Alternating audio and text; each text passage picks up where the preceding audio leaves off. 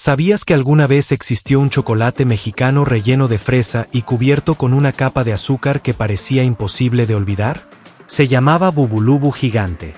Y si lo recuerdas, no estás solo.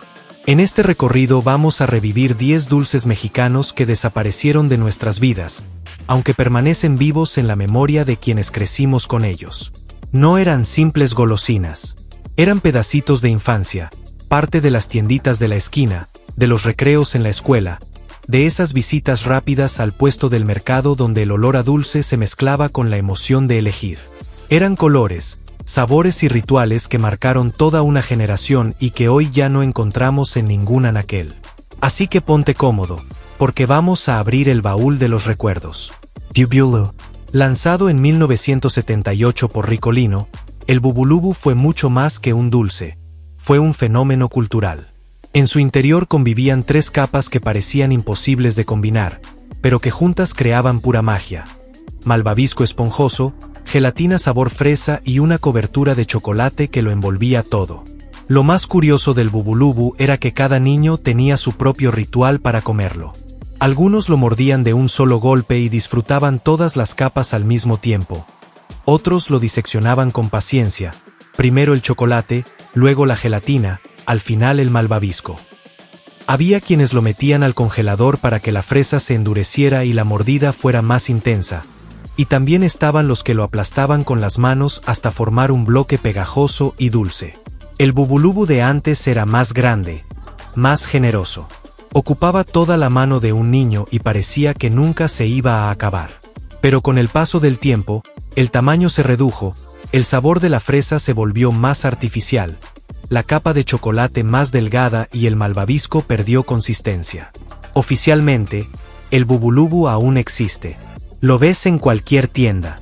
Pero los que lo conocimos en su mejor época sabemos que ese sabor original, el de los recreos y las calles polvorientas, ya no volvió.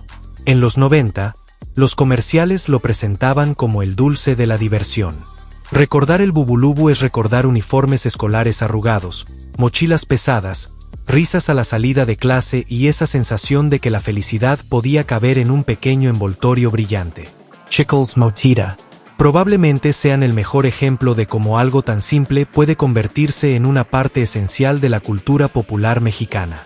Lanzados en los años 50 por la empresa La Vencedora y más tarde producidos por Adams, los chicles Motita conquistaron a varias generaciones. El más recordado era el de plátano, con ese sabor artificial, casi químico, que no se parecía en nada al de la fruta real, pero que resultaba simplemente irresistible. El envoltorio amarillo con letras llamativas bastaba para generar emoción. Sin embargo, también existieron versiones de fresa, manzana y uva, cada una con su grupo fiel de fanáticos. El gran defecto de las Motitas era su sabor fugaz. En menos de 3 minutos, ya estabas mascando un pedazo de goma sin gracia. Pero eso nunca importó, porque lo mejor venía después. La verdadera diversión estaba en hacer bombas gigantes. En los recreos, los niños competían para ver quién lograba inflar la burbuja más grande. Y claro, siempre existía el riesgo de que reventara y quedara pegada en la cara o el cabello. Pero lejos de ser un problema, eso era motivo de carcajadas, de juegos compartidos, de recuerdos que se quedaban pegados como el mismo chicle.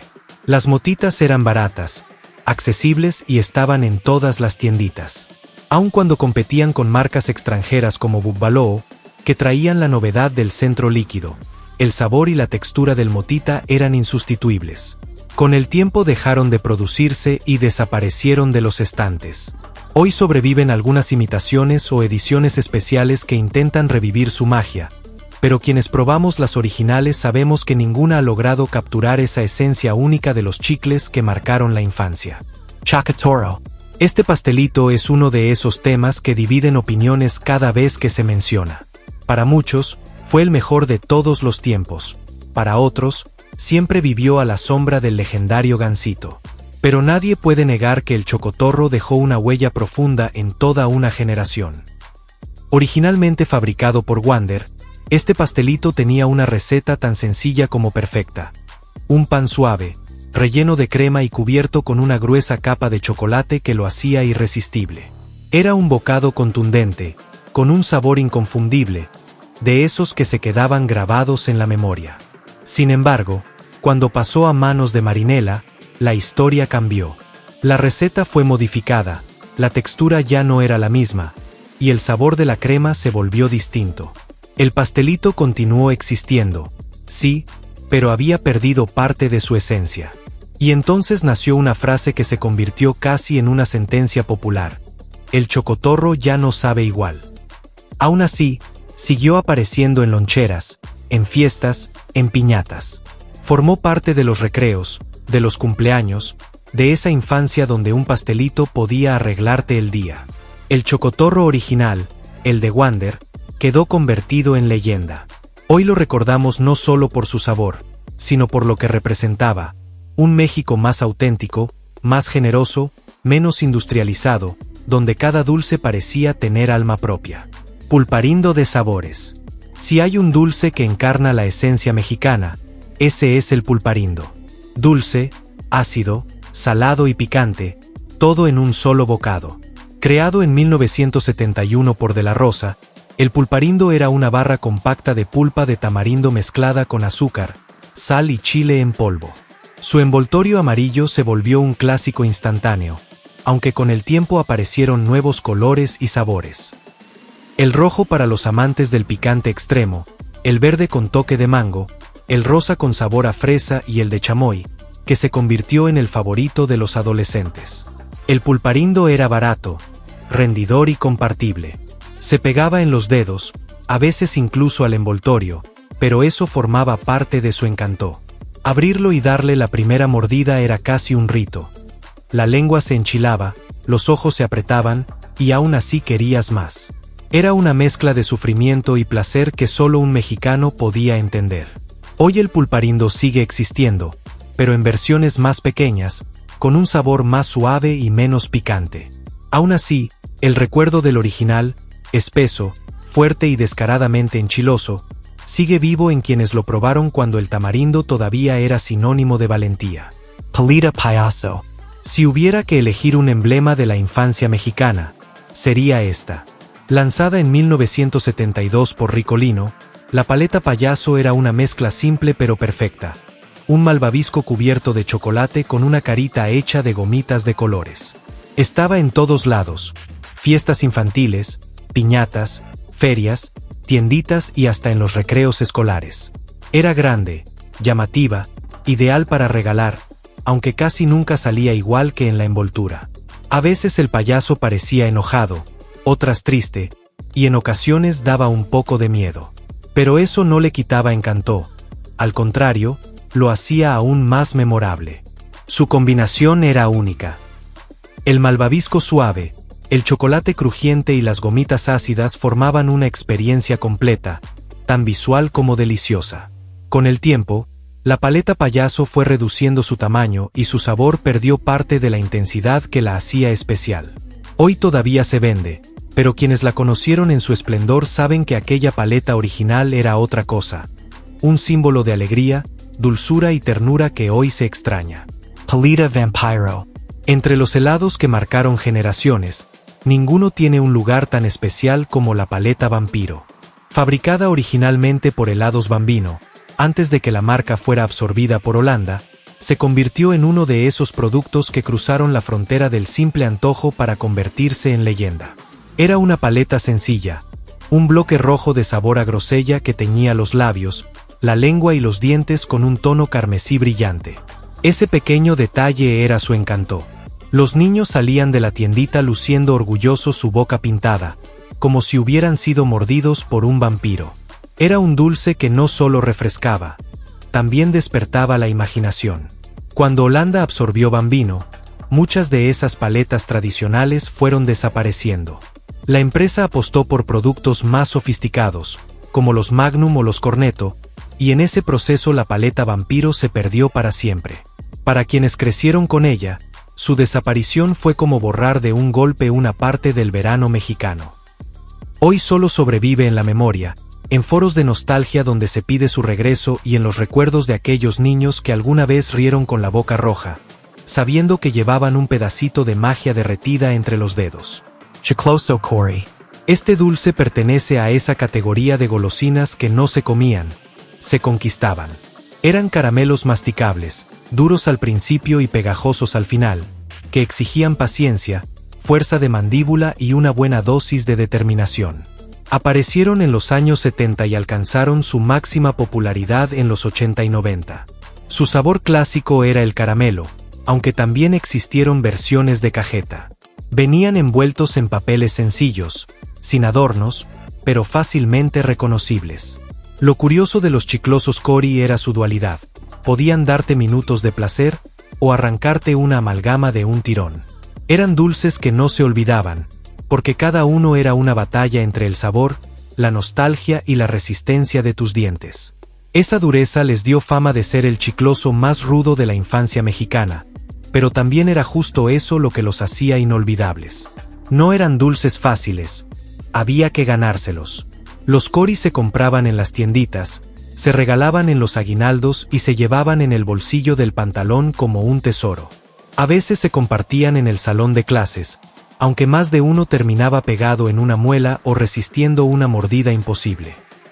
Con la llegada de caramelos más suaves, coloridos y modernos, los Cory fueron quedando atrás hasta desaparecer por completo. Hoy son parte de esas anécdotas que se cuentan con risa y nostalgia. Eran tan duros que te hacían trabajar la quijada. Pero quienes los vivieron recuerdan también su sabor profundo, su aroma a caramelo cocido y esa sensación de triunfo cuando, al fin, lograbas morderlo sin que se rompiera el diente. Sugas. Estos pequeños caramelos representan el punto de encuentro entre la tradición mexicana y la influencia europea.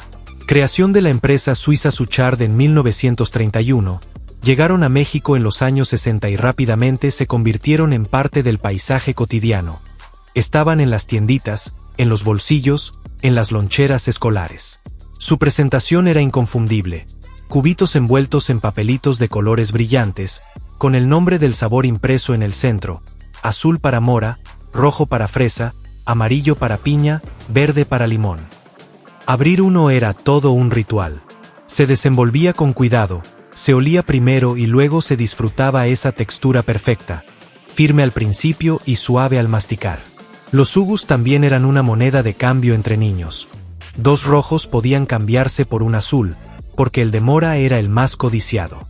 Ese pequeño sistema de trueques los volvió parte de la economía infantil del recreo, una especie de juego donde el valor del sabor era tan importante como el del caramelo mismo. A diferencia de otros dulces, los Sugus eran elegantes. Ni tan chiclosos ni tan duros. Su sabor frutal era claro, preciso, y podías comer varios sin empalagarte. Por eso, padres e hijos los disfrutaban por igual. Sin embargo, con el paso de los años, la distribución en México comenzó a desaparecer. Nuevas marcas ocuparon su lugar y, aunque siguen existiendo en Europa y Sudamérica, aquí se convirtieron en un recuerdo más de las tienditas que ya no están. Cigar Roast de Chocolate. Hoy pueden parecer una locura, pero durante décadas fueron un clásico absoluto. Eran pequeños palitos de chocolate, a veces también de azúcar, con una cobertura ligera, empaquetados en cajitas que imitaban las marcas de cigarros reales como Marlboro o Camel. La idea era que los niños pudieran fumar como los adultos, mientras en realidad disfrutaban de un dulce. En los años 70, 80 y 90, estaban en todas partes. Tienditas, ferias, cines y hasta puestos ambulantes. Era común ver grupos de niños caminando con sus cajitas, imitando a los mayores con risas y aire de complicidad. Su éxito fue enorme, pero también lo fue la controversia. A finales de los 90 comenzaron a desaparecer, después de que las autoridades de salud señalaran que promovían hábitos nocivos. Su retirada marcó el fin de una era. Hoy se recuerdan como una de las curiosidades más entrañables de aquella infancia sin filtros, cuando los dulces no solo sabían bien, sino que también eran parte del juego. Recordarlos es revivir la picardía de una generación que aprendió a mirar el mundo adulto con una sonrisa en la mano y chocolate en los labios. Mammoth Original. Si hay un dulce que merece el título de gigante de la infancia mexicana, ese es el mamut. Lanzado por Ricolino en los años 70, se convirtió en el compañero fiel de las mochilas escolares y de las ferias de pueblo. Su fórmula era tan sencilla como perfecta: un enorme malvavisco entre dos galletas, cubierto por una gruesa capa de chocolate. Pero lo que realmente lo hacía especial era su tamaño. El mamut original era mucho más grande, pesado y generoso que el de hoy. El chocolate tenía más cuerpo, la galleta era más firme y el malvavisco más denso. Sostenerlo era casi un desafío, un dulce que ocupaba toda la mano y te obligaba a morder con decisión. Con el tiempo, el tamaño se redujo, el sabor se suavizó y aquella sensación de grandeza se diluyó. Aún así, el mamut sigue vivo en la memoria colectiva. Era el rey de los recreos, el invitado obligado en los cumpleaños, el premio perfecto en las ferias. Abrir uno era como recibir un trofeo, un recordatorio de que la infancia podía ser tan enorme y deliciosa como ese malvavisco cubierto de chocolate. No eran simples dulces, eran rituales cotidianos, pequeñas tradiciones que unían a generaciones enteras. Cada envolturi colorido, cada sabor exagerado, cada mordida era una forma de celebrar la vida. Su desaparición cuenta también la historia de un México que cambió con la llegada de las grandes marcas, las nuevas reglas del mercado y las normas de salud que transformaron lo que encontrábamos en los estantes. Pero aunque muchos de esos dulces desaparecieron de las tiendas, siguen vivos en la memoria colectiva. Porque al final, los sabores de la infancia nunca se van. Solo esperan a que alguien los nombre para volver a endulzarnos el recuerdo. Si te gustó este viaje al pasado, suscríbete al canal y cuéntame en los comentarios cuál de estos dulces marcó tu infancia y qué otro agregarías a esta lista. Porque recordar, también es saborear.